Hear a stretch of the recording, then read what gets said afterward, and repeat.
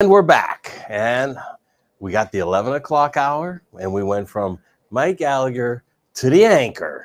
This is Dr. Gideon Orbach, the man who's been anchoring the Wellness Center here for the last 14 years with his wisdom, dedication, and energy. And of course, his workshops are always different than everybody else's. They require your participation most of the time. Even if you don't participate now, you will at some point, right, Doc? Yeah. All right. So without further ado, Dr. Gideon Orbach, everybody. Tell everybody how to work from home, will you, Doc? Because more people are these days. Yeah, for real. All right. Well, first of all, before I begin talking about anything, big shout out for the lean greens. One of my favorite drinks. It's alkalinizing, mineralizing, tastes like apple cinnamon, and right now, most importantly, it helps prevent your voice from getting parched. Joe, thank you for that warm introduction. My name is Gideon Orbach. I've been practicing chiropractic here at the Weiner Wellness Center. Well, actually, it started off as a pain release center. We were in a building that did not have a lot of space or a lot of parking, but it had character coming out of every pore, if a building can have pores on the south side. We moved here to this Green Tree campus in October of 2008, and we were renamed the Weiner Wellness Center. And most recently, in February of this year, Jamie Dorley took over, and we renamed ourselves the World of Wellness. So it's been the same place all along, just names change, ideas, they get better and better, services get better and better, but it's still the same physical location and the same gist of it. So I got to tell you guys, I'm a little undecided. I feel powerful today because I'm wearing my official Sarah Shook haircut. I spoke on Tuesday, and Dr. Tracy Straub, who was moderating online and on the computer, gave me a little aggravation because it's the first time anybody's seen me put product in my hair because it was just so long and out of control and too heavy to carry around. And I got a haircut, so I feel powerful. Sarah did a great job. Second of all, for the people who've been listening to me lecture and workshop and paying attention to me for a while, you guys all know that I have this favorite tie that I wear for my workshops. And I've been wearing that same favorite tie for workshops for a lot longer than I've been practicing chiropractic, which is 20 years. And ties have a life expectancy. So they fray around the edges when they get old. And I just don't want to push that look. So I'm wearing a new tie. This is an open audition for new favorite ties. So we'll see. So I'm really low key about this in the sense that this is a live presentation. There's really nobody within 10 or 15 feet of me. That's why I feel very comfortable standing here without a mask. I don't want to offend anybody. I used to do these workshops like everybody else live, and the house would be packed and people would ask questions as we went along, and we'd get a little sidetracked and help some people out with some ideas along the way. And now most of that is online. It's on virtual, and I've intentionally positioned myself in such a way that I can't see the TV to distract myself. So if you have questions, or you have comments, or you feel like you want to participate in what we're going to do, feel free to include yourself in the chat box along the side of the on the side of the screen. And I know that we have the very talented Phil is moderating and taking care of things, and on the technology side. So if you have questions, comments, even more outrageous, let them fly. We'll address that. So I said, tell her, Linda, hi, thanks for signing in. So on Tuesday, the talk was about the presentation, the workshop was about what can your chiropractor do for you? And we talked about the advantages of seeing a chiropractor with a neuromusculoskeletal approach to clinical treatment. And what we want to do is we want to convey to people that what I'm doing here, what Dr. Phil is doing here, what any other chiropractors who we bring on board will be doing, is we're looking to recalibrate and repair the way your brains and your bodies are talking to each other. And we use a hybrid of techniques, and we look at total physiology, not just in total anatomy, not just the way you point to a spot that hurts and say, can you treat me for this? Well, what we're looking to do is help you with your breathing mechanics and help you with your coordination and with your balance and your athleticism and your flexibility. And we're looking to get your brain and your body to talk to each other in a fluent conversation. And along the way, the aches and the pains dissipate, and so many other body features start to improve. And that's our paradigm here. That's what we do. And I contrast that with other chiropractors out there who, you know, if you have a bone that may be out of place, they might think it's out of place. They might have assessed something to be out of place. Let's just adjust it, try and put it back into place, and hope that that solves your pain. And we find ourselves going for treatment 3-4 times a week for months at a time and not really experiencing tremendous benefit. Whereas with the paradigm that we practice with, we see people once, we see people twice, and you know, maybe their problems aren't resolved, but they feel like they're already on their way. On Tuesday, we also talked about the parasympathetic nervous system and the sympathetic nervous system, which together make up the autonomic or the non-voluntary nervous system. And we talked about how we can use techniques and maneuvers and exercises and principles to stimulate one and inhibit the other when the time is appropriate. And we talked about pressure-sensitive joint mechanoreceptors and what role they play in your neurological health and how your brain and your body are communicating with each other. And we talked about feet and how important it is to adjust people's feet from both a local manifestation as well as how by adjusting people's feet and taking care of all those joints, it plays such an important and crucial role in somebody's overall health and overall musculoskeletal presentation. So we spent some quality time talking about just the academic things that a chiropractor should know, as well as the practical, technical things that a chiropractor should know in order to be able to help you as comprehensively as possible. So in a sense, what we covered on Tuesday was what can your chiropractor do for you? How can your chiropractor help you? But today's going to be a little bit different. Today, what we're going to talk about is what can you do for yourself? What can your chiropractor show you how to do or guide you to do so that you have some empowerment and some new self-awareness and a new understanding of exercises and drills and postures and just life events and physical events that you can do on your own that will enhance everything and support everything that we're doing here. So what I'd like to do first of all is let's look at this way. Let's look at your body as being a giant antenna. And your antenna is constantly receiving, transmitting information back and forth between the environment and the brain.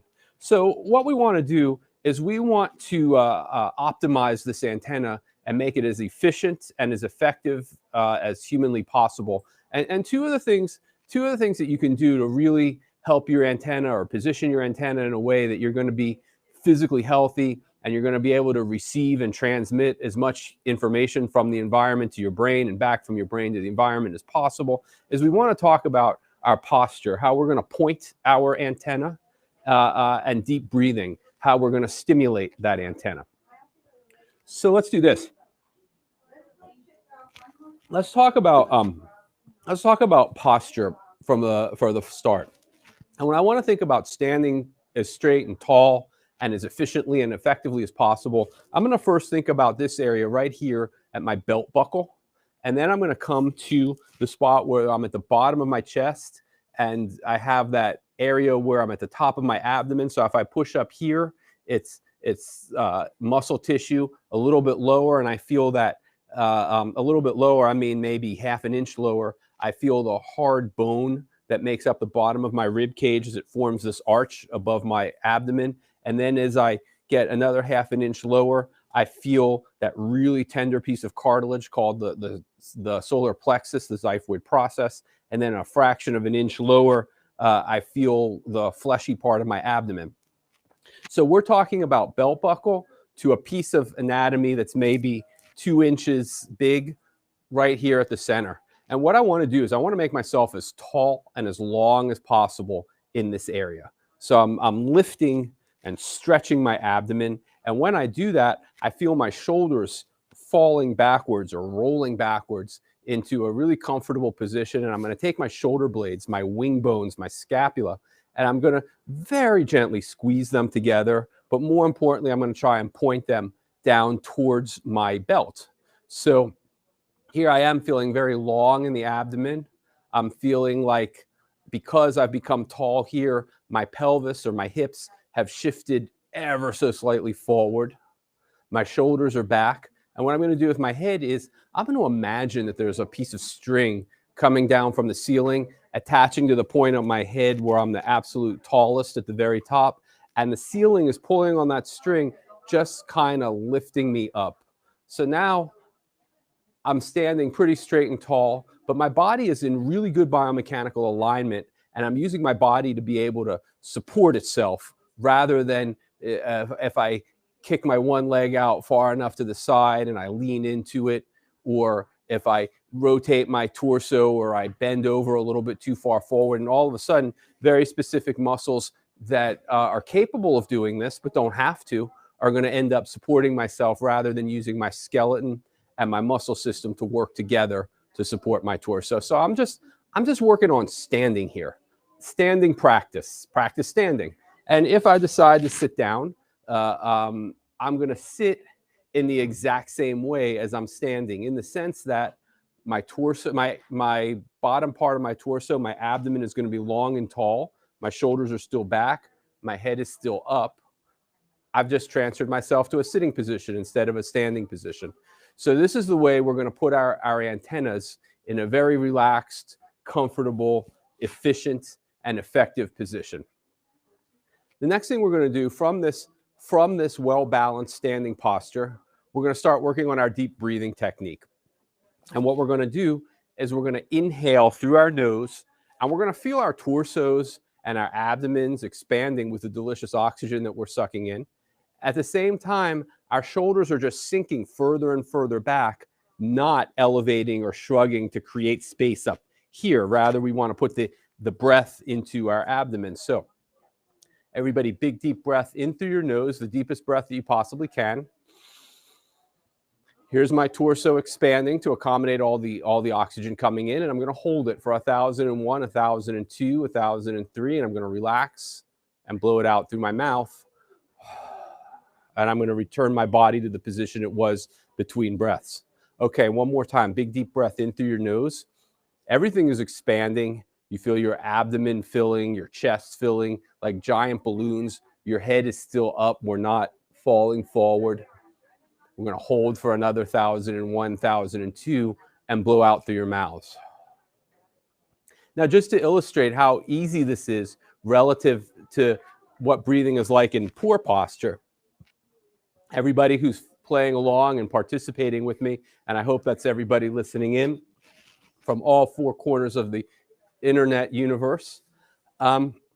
Let's do this. Let's distort what we've done and think about what does your head do when you're driving, or when you're leaning into your computer monitor, or you're leaning into your food and you come into this is called anterior head carriage. We're carrying our head further forward, and anterior is forward. Carriage is the way we carry ourselves. So let's go to this pathomechanical, bad biomechanics position. And if you take a big deep breath in with your head held forward, you should find that it's almost blocked, that you can't breathe as deeply as you could in good posture. Now, this is a fantastic, fantastic nutrition store.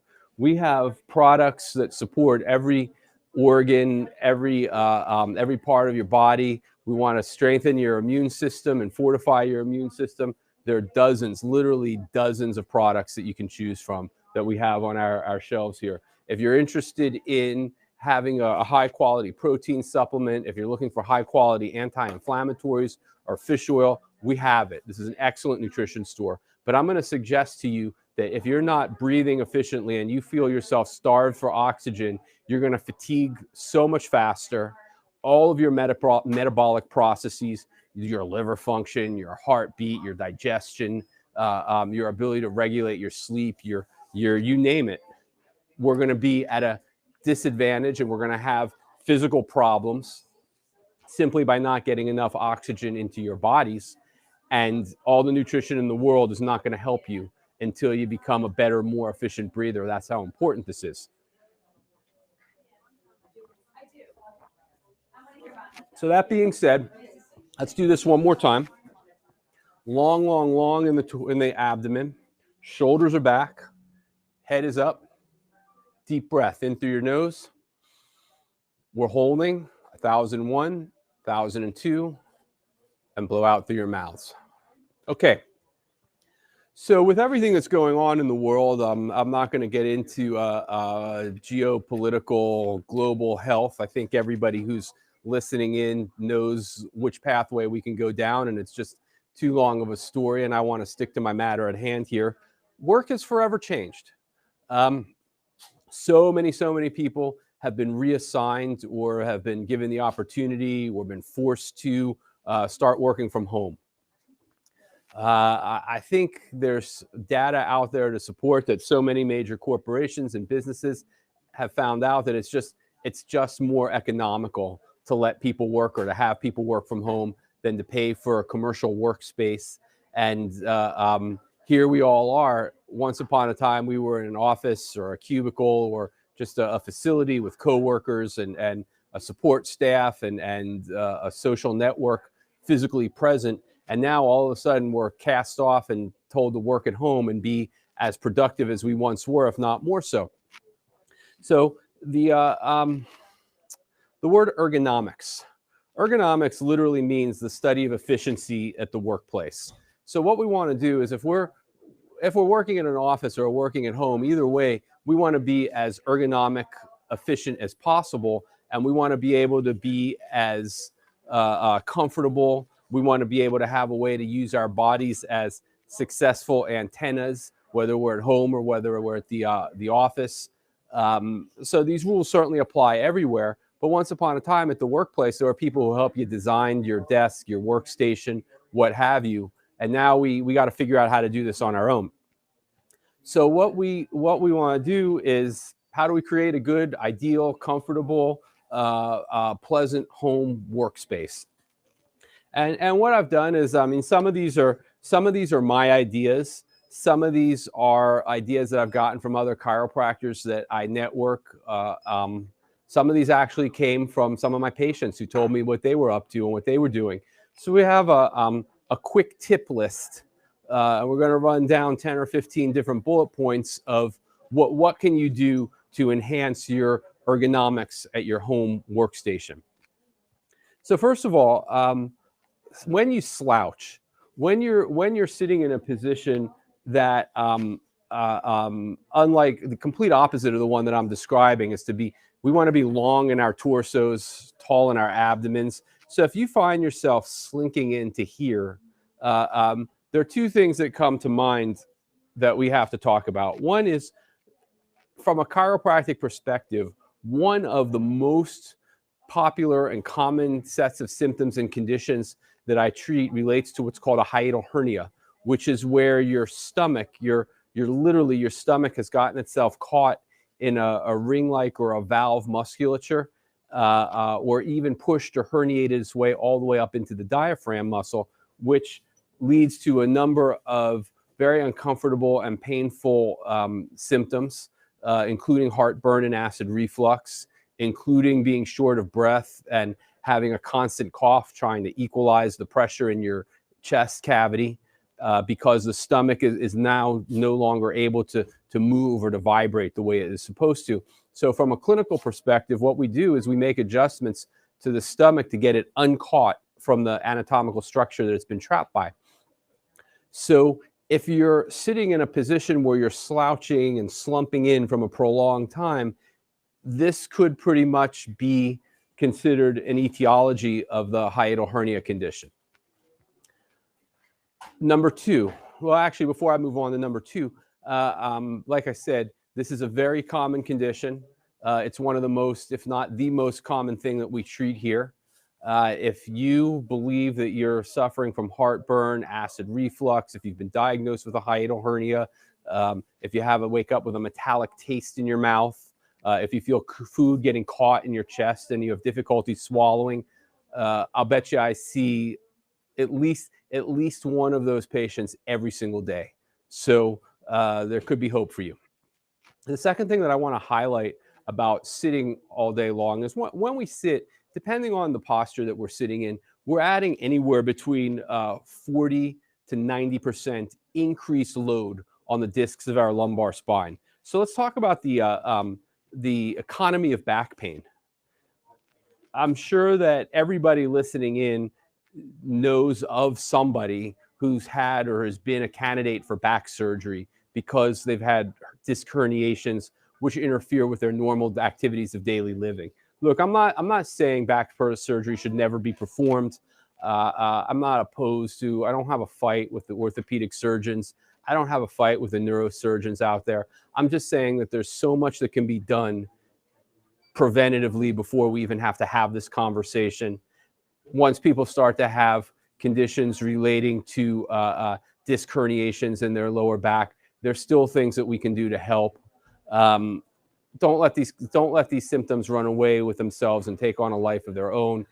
Don't let this go unaddressed. So if you find yourself sitting all day long, increase of pressure load on your spinal discs in the lumbar spine, particularly of 40 to 90%, and that leads to a loss of work, a loss of productivity, certainly the mindset of somebody who is in terrible pain. It could potentially lead to very expensive and debilitating surgeries. It could lead to long, drawn-out, painful rehab processes.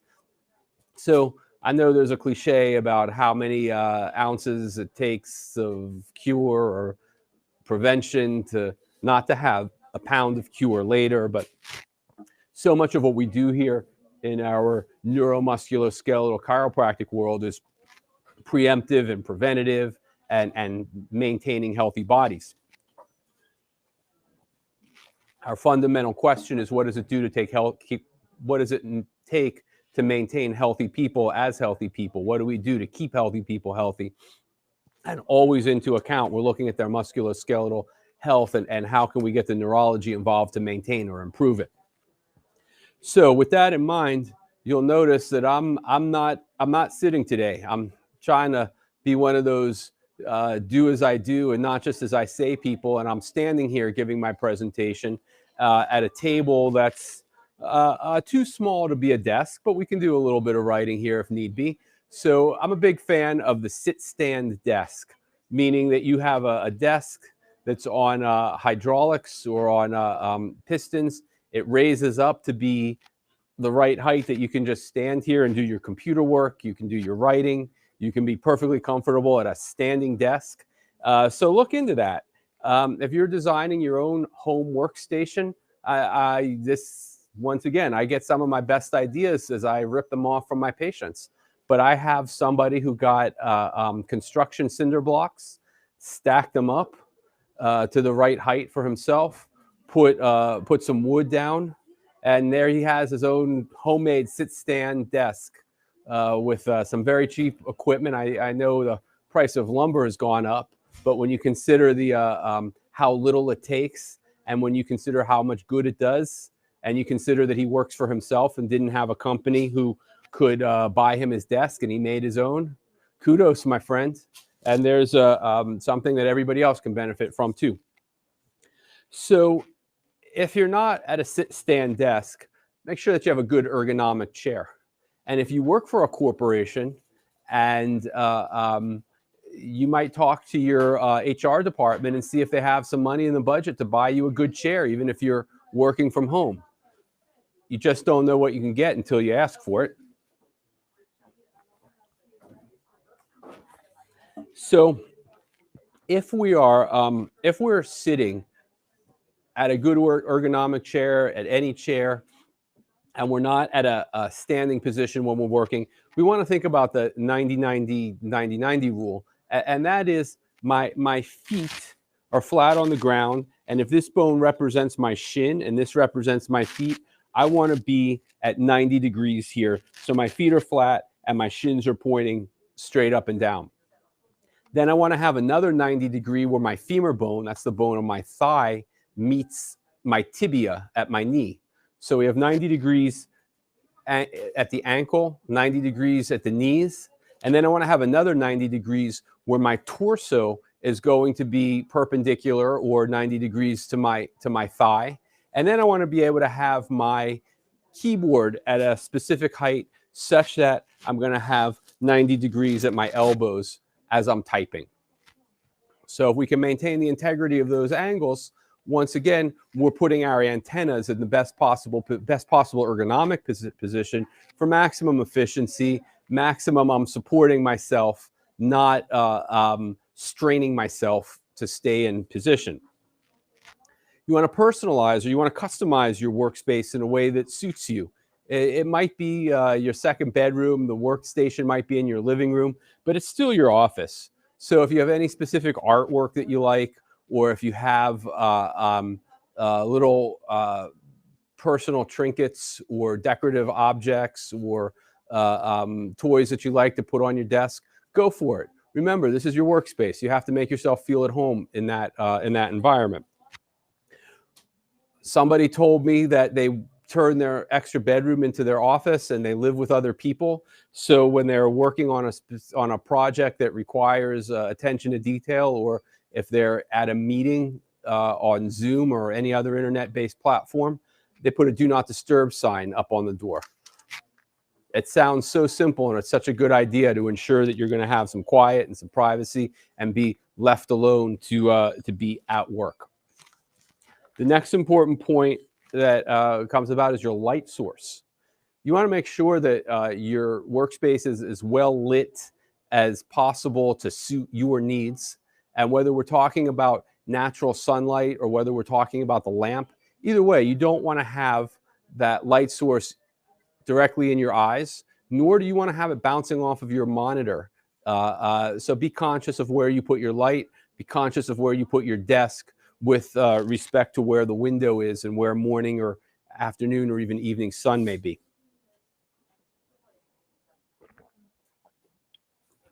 So far, so good, Phil. Do we have anybody else tuning in? Or okay. All right. So once again, if you feel like participating in this workshop in some way, shape, or form, and you're welcome to put your comments in the chat box, and we'll certainly do what we can to include you in the adventure. The next point we want to talk about is the monitor height. And this is going to go in concert with that 90-90-90-90 rule that we talked about. And you want to have your monitor, your computer monitor or your television or whatever you're working off of, you want to have it at eye level. If you can't get an ergonomic chair from the HR department at your company, or if you work for yourself and you're responsible for your expenses and it just doesn't fit the budget. One of my patients actually, and I spread this to my chiropractic network, people loved it. One of my patients went to AutoZone and they found a seat cushion that was just particularly comfortable for their body. And instead of putting it on the driver's seat of their car, they put it on the chair that they were using for their office chair. And just like that, they had a very comfortable, supportive, ergonomic seat. They put a pillow to support their lumbar spine, their lower back, and it continues to work out very well. You want to make sure that you have a dedicated workspace. So don't sit at your couch, don't work from your bed, work from a dedicated workspace. If you do meetings on Zoom or any other internet platform, you want to make sure that you speak at every single meeting, even if you're just saying hi and goodbye to everybody. Participate, assert yourself. Somebody else told me how important it was that they maintained a dress code. I know that I've joked around with a lot of people that they say, well, I have a nice background that I sit in front of. So when I'm on a video conference, they see my background and I'm wearing a very professional top, but I'm wearing my pajama bottoms. And that's funny. I mean, if it works for you, it works for you. But I had somebody else told me that when they put on their dress for success clothes, they succeeded and they were so much more productive and they were so much better at their job when they dressed for their job, not just wearing jeans and a t-shirt or whatever was comfortable that day. So that's certainly something to consider. Another thing to consider is to have a multi-pronged power strip and plug all your electrical cords in an efficient way, so you have a handle on where your cords are, where you know where they are, and you're not going to trip all over them if you're walking around your customized workspace or your personal dedicated workspace. Don't trip on your power cords. Another thing that people talked about was how important it was to have a routine, to know that I'm doing whatever it is I'm doing for a certain amount of time, and then I'm going to take a break for a cup of coffee or a cup of tea, or I'm going to get something to eat, and I just have the same routine every day, knowing that I'm not being directly supervised, but I stay in my routine as if I'm not supposed to get up out of my chair unless I've reached a certain quantity of work done, or until it's time for me to take my described break. As far as staying in the routine goes, one of my favorites, because of what my presentations are really about, because of my own interests and hobbies, because of what I try to get through to people both at these workshops and to my patients when we work one-on-one, is the idea of maybe part of that routine means an exercise break in the middle of the day. Doesn't mean you have to go to the gym. It doesn't mean you need a lot of fancy equipment or expensive equipment at home. It just means you need to get yourself either out of your chair or away from your stand-up desk and get your body moving and not allow yourself to become stiff. So what we talked about with this long in the abdomen, torso rocked back, pelvis is a little bit forward, head is all the way up. Let's get ourselves into that posture again. And now that we're here, what I want everybody to do is squeeze your shoulder blades together behind your back as tight as you can. Just because you can't move your shoulder blades anymore doesn't mean you can't squeeze a little bit harder, and relax. Let's do that again. Big shoulder blade squeeze. Remember, our head is up. It's being suspended by that string coming down from the ceiling to the tallest part of our head. We're squeezing our shoulder blades and relax. Now, this all really starts to blend and flow together. That, from my chiropractic perspective, I treat so many patients who have tight neck musculature. They're tight up here at the top of their chest, and it all comes from they're driving, they're working at the desk, they're eating. It's all the same. They feel themselves collapsed into here, folding their chests in, stretching the muscles of their upper back without creating any kind of strength and stability in that area of their body. And what happens is they start to get headaches, neck pain, and these are all, once again, with the right exercise and the right posture and the right lifestyle, preventable. So what we do is the appropriate muscle release. I like to do a little bit of trigger point work. I do trigger point work while people move through a range of motion. I do some assisted stretching. I adjust the spine. I adjust the extremities.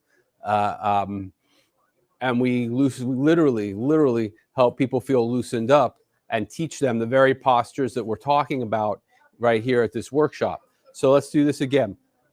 Long in the abdomen.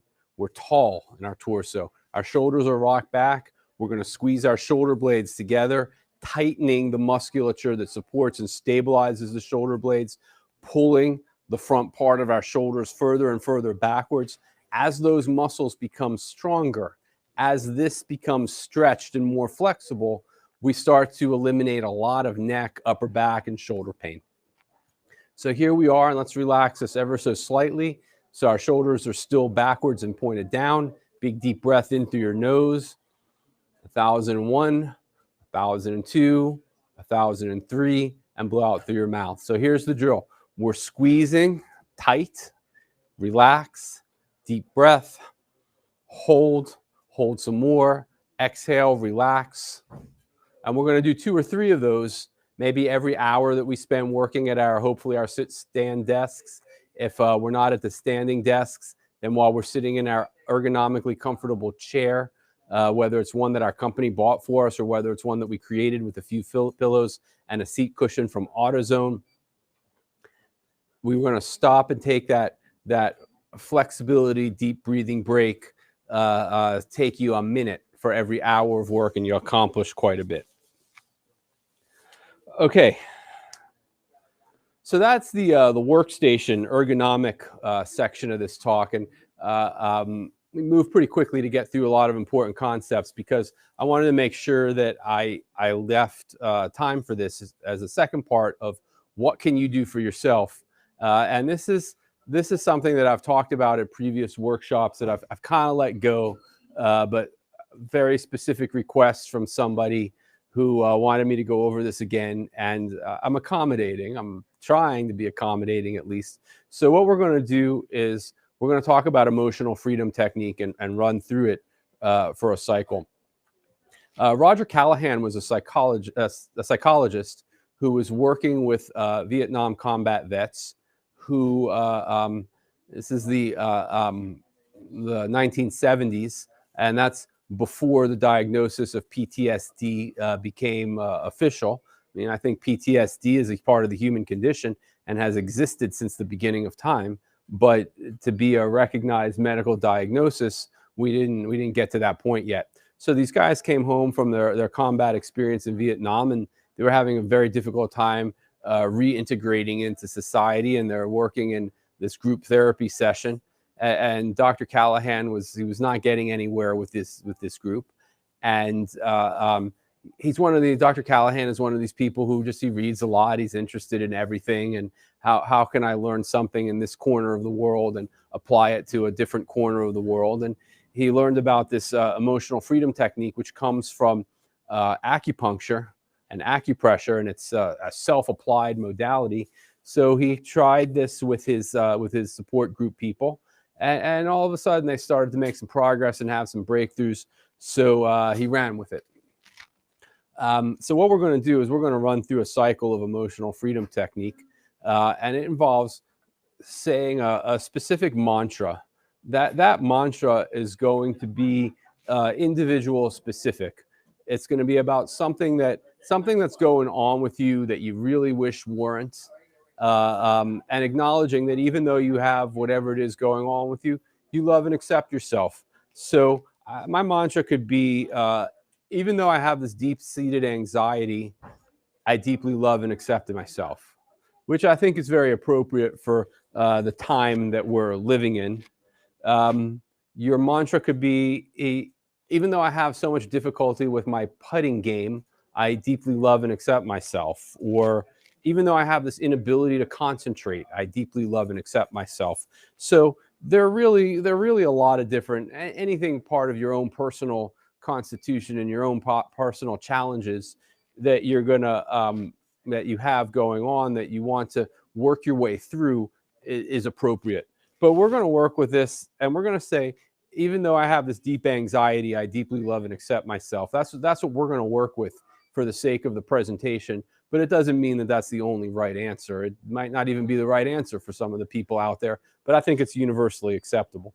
So what we're going to do is this. Once again, lean greens helps with the parched throat. We're going to start with what's called the karate chop place. And I'm going to use the fingers, my right index and my right middle finger to tap. And I'm going to use the fingertips, the surface right here. And I'm going to tap because of the size of my fingers and the specific point that I'm trying to tap on. I'm going to get it right, even accidentally. So we're going to talk about a very gross area. And we know that somewhere within that really gross area, we got it right, and we're on the exact spot that we want to be. So if I'm going to do a karate chop and I'm going to try and break through this board like so, what part of my hands would I want? Where am I going to be my strongest to make this happen? And I'm going to say it's this hard bone right underneath this fleshy point at the base of your pinky finger. So I'm just going to use my right index and middle finger to tap on that fleshy point. And I'm going to say, as I'm tapping, even though I have this deep anxiety, I deeply love and accept myself. Even though I have this deep anxiety, I deeply love and accept myself. Even though I have this deep anxiety, I deeply love and accept myself. And You can do this. I mean, we did this 3 times just now. You can do it once. You can do it 20 times. It's a little individual specificity. What works for you, you have to find out through trial and error. But I want to make sure that I'm introducing the concept. Then we're going to come up here. When you go to the office, the clinic, and you're going to be measured, and you want to be as tall as you possibly can, and I'm stretching my head up as far as it'll go. And what's the point, the tallest point on my head that it's going to interface with that arm coming out of the scale to measure me? I want to be on that tall point. So I'm going to be tapping once again with my index and middle. And I'm tapping on that point where I'm the tallest. I'm going to say, even though I have this deep anxiety, I deeply love and accept myself. Even though I have this deep anxiety, I deeply love and accept myself. Even though I have this deep anxiety, I deeply love and accept myself.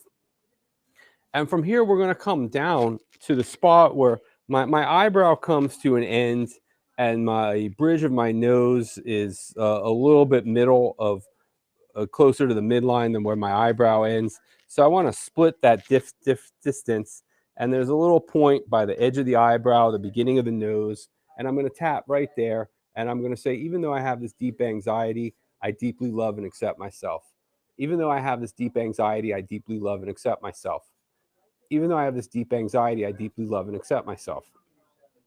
And then what we're going to do is we're going to rotate around the eye. That if we want to say in line with the nose is 12 o'clock. 12 o'clock, we're rotating out towards the far edge of our eyebrow. And we're going to find that fleshy spot where the eyebrow ends and right before the bone, the orbital bone becomes prominent, and we're in that fleshy spot there, tapping. Even though I have this deep anxiety, I deeply love and accept myself. Even though I have this deep anxiety, I deeply love and accept myself. Even though I have this deep anxiety, I deeply love and accept myself. And then what we're going to do is rotate down to the bottom of the eye. Once again, there's a fleshy spot underneath the eyeball before the prominence of the bottom part of the orbital bone. And I'm just going to very simply tap right there. Even though I have this deep anxiety, I deeply love and accept myself. Even though I have this deep anxiety, I deeply love and accept myself. Even though I have this deep anxiety, I deeply love and accept myself. And from there, we're going to come down the midline and right where the middle of where our mustache might be, there's that indenture underneath the midline of the nostrils, and there's a fleshy spot there, and I'm going to tap. And I'm once again, even though I have this deep anxiety, I deeply love and accept myself. Even though I have this deep anxiety, I deeply love and accept myself. Even though I have this deep anxiety, I deeply love and accept myself. And from here, we're going to slide directly down below the bottom lip into this fleshy spot above the chin, below the bottom of the lip, right along the midline. And I'm tapping. Even though I have this deep anxiety, I deeply love and accept myself. Even though I have this deep anxiety, I deeply love and accept myself. Even though I have this deep anxiety, I deeply love and accept myself. And now we're going to slide lower yet. We're going to come, I'm still, once again, I'm using my right fingers and I'm tapping on the left side of my body. And I'm going to find where my collarbone ends, in the fleshy spot between the end of my collarbone and where my sternum, the middle of my rib cage here, my breastbone might live. So I'm in that fleshy spot. Even though I have deep anxiety, I deeply love and accept myself. Even though I have this deep anxiety, I deeply love and accept myself. Even though I have this deep anxiety, I deeply love and accept myself. And now what I'm going to do from here is I'm going to slide down my midline to the point where that xiphoid process lives. We talked about this as being the top end of the boundary where we're trying to be long and tall in our torso. We're at that same landmark. I found it. And now I'm going to keep sliding over along my rib cage till I find this seam on the midline of my body where my ribs start to jut out. And I'm going to tap right there. Even though I have this deep anxiety, I deeply love and accept myself. Even though I have this deep anxiety, I deeply love and accept myself. Even though I have this deep anxiety, I deeply love and accept myself. Now from here, we're going to be through with our mantra. And what we're going to do is we're going to move to the lateral aspect of our thumbnail. And what that means is if I put my thumb if I rotate my thumb in such a way that it's in line with my other 4 fingers, I want the aspect of the thumbnail which is further away from my index finger. If we want to have our basic map of the body and we want to find our landmarks, we start in this position. So our palms are facing forward and our arms are out to our sides. And this is called anatomical position. So when you talk about something being lateral or medial, it's starting from this position. So you can see that thumbnail that is away from the index finger. If I'm in anatomical position, it's out to my lateral periphery. So that's where I'm going to start. And I'm just going to tap on that spot. And you know what? Let's continue with our mantra for this. Even though I have this deep anxiety, I deeply love and accept myself. Even though I have this deep anxiety, I deeply love and accept myself. Even though I have this deep anxiety, I deeply love and accept myself. And then we're going to move to the lateral aspect of the fingernail on our index finger, which means that we're on the part of the fingernail away from the middle finger. We're going to tap. I'm going to tap. Even though I have this deep anxiety, I deeply love and accept myself. Even though I have this deep anxiety, I deeply love and accept myself.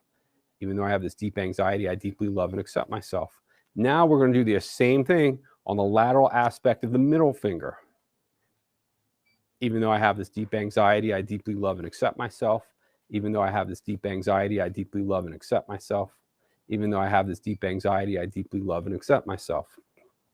We're going to skip the ring finger, and we're going to move to the lateral aspect of the fifth finger, the baby finger.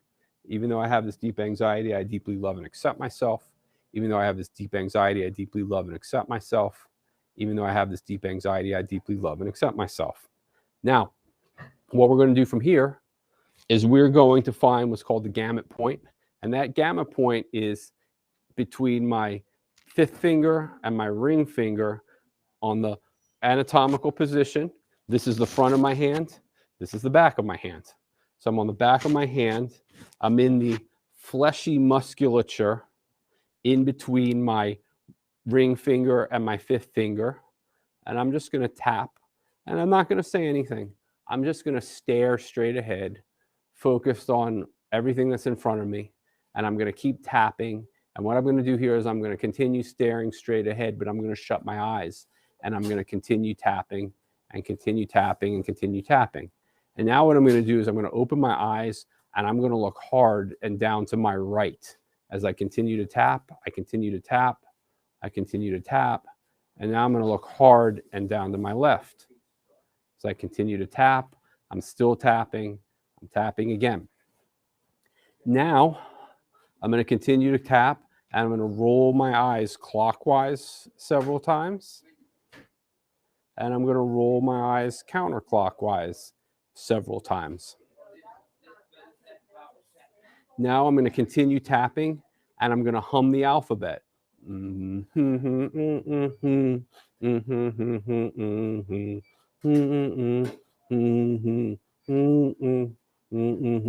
going to continue tapping and I'm going to count to 10. 1, 2, 3, 4, 5, 6, 7, 8, 9, 10. And we're done.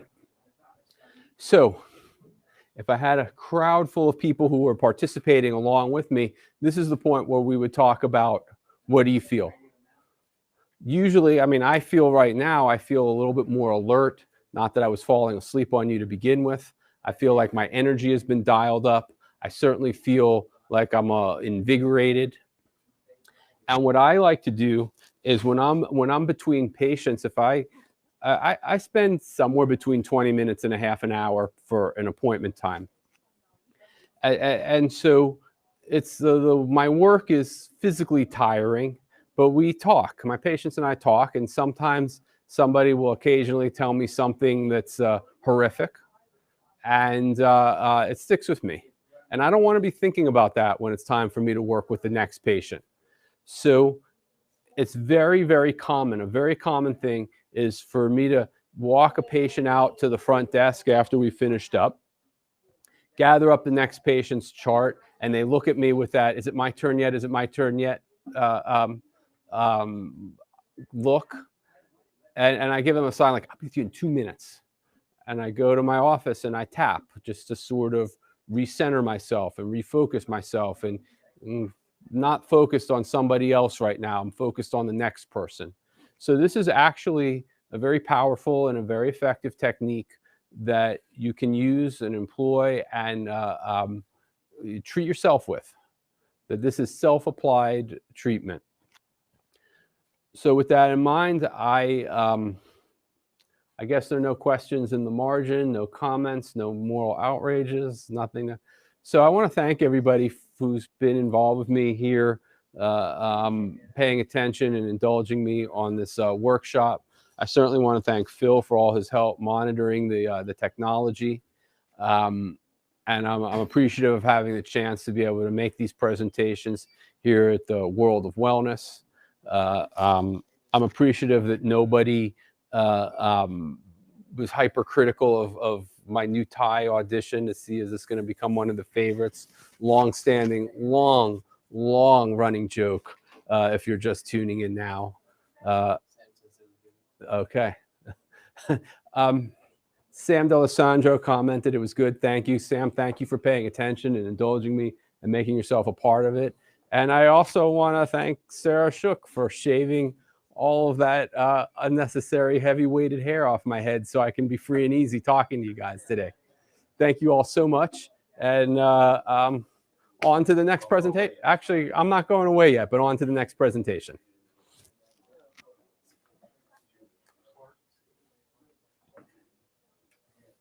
Am I done? I'm gonna be part of. Yeah. Yeah, at least for the first half hour.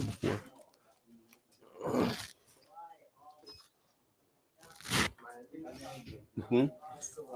It's still live? Is it good? Okay, so we're still live. That's. I want to thank Dr. O. Actually, I was in the back tapping. Nice. So nice. And now I'm all refreshed from tapping. I was listening and tapping back there. Dr. O has always got something unique for us. So the next presentation at noon, our roundtable. I still don't know who's all joining us. We might get somebody from over at Trinity at the conference. We might get Tracy, but Dr. O is going to join us for the first half, and we're going to do some questions or some statements that start with "my doctor said," and I think we'll have some fun with it. Yes. All right, we'll be back in a few.